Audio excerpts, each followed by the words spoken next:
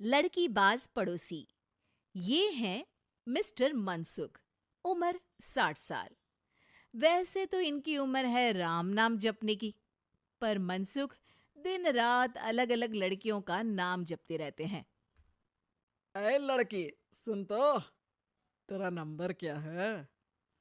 Uncle, अभी तो आपका नंबर है। अर्थी बुक कर लो अपने लिए। अरे अभी तो मैं जवान हूँ लड़की, सफेद बालों पे मत जा। मनसुख राम को लड़कियां छेड़ने की गलत आदत थी। पत्नी बहुत पहले गुजर गई थी, जिसके बाद मनसुख खुले बैल की तरह हो गए। जहां दिखी नारी वहां लाइन मारी। मनसुख राम के पड़ोसी सोनी जी के यहाँ नई बहू आई। नाम था कल्याणी। अरे वाह बेटा कल्याणी, तेरे आते ही घर में खुशी खुशी हो गई है बेटा। अरे माँ जी, जलेबी खाओ, बात मत करो, बोलने से खुशी को नजर ना लग जाए। जैसे मोहल्ले की हर लड़की पे मनसुख की नजर थी, वो कल्याणी को भी बुरी नजर से देखता है। एक दिन कल्याणी छत पे मिर्ची सुखाने जाती है।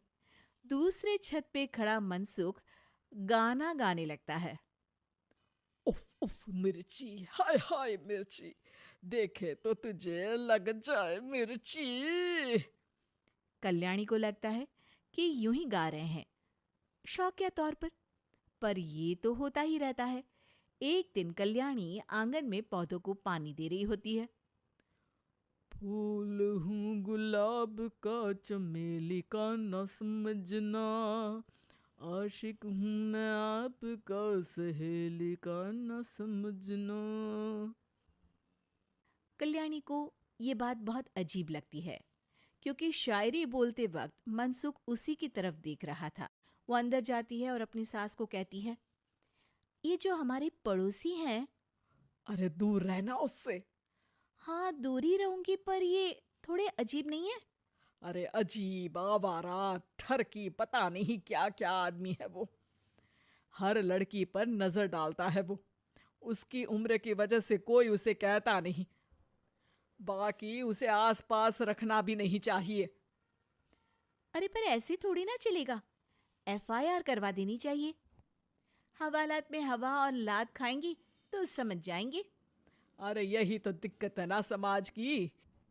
जिसके साथ दिक्कत होती है उसको भी समाज गुनहगार समझता है। लड़की अगर बोल दे कि फलाने ने मुझे छेड़ा है, तो कुछ लोग तो ये कहने लगते हैं कि लड़की की भी रजामंदी होगी ही। ये तो है, पर कुछ तो करना ही पड़ेगा। नहीं बेटा, कुछ मत कर। जबरदस्ती हम किसी से लड़ेंगे नहीं। हमारा परिवार इज्जतदार परिवार है। कीचड़ में जाएंगे तो हम भी तो गंदे हो जाएंगे ना। लेकिन सासू माँ, कीचड़ में जाए बिना गंदगी कैसे साफ होगी? अरे बेटा, मैं तो यही कहूंगी कि तू नई बहू है। अपना रुतबा बना बाकी औरतों में। अपनी समझदारी से, अपने काम से इन चक्करों में मत पड़ बेटा। बहू सास की बात ना चाहते हुए भी मान लेती है। और कई ऐसे मौके आते हैं जब मनसुख बहू पर उल्टे कमेंट्स करता है। जैसे एक दिन जब बहू छत पर सफाई कर रही होती है, तो मनसुख छत पे आकर गाना गाने लगता है। तेरा ध्यान किधर है, तेरा हीरो इधर है, तेरा हीरो इधर है। मेरा ध्यान तो आपकी हरकतों पे ही है। थोड़ा आप भी ध्यान दो कि क्या कर रहे हो आप। अरे बहुत तीखी हो, और मुझे मिर्ची पसंद भी है। अरे वाह। बुढ़ाओ कहीं के। बहू वापस अपने कमरे में नीचे चली जाती है। वो किसी को बताती नहीं है कि आज मनसुख ने उसे क्या कहा, ताकि घर में टेंशन ना हो। एक दिन बहू घर के बाहर रोड पर ठेले वाले से सब्जी खरीदने जाती है। भैया, प्याज के भाव कम करो ना, बिना प्याज काटे ही रुला दोगे वरना।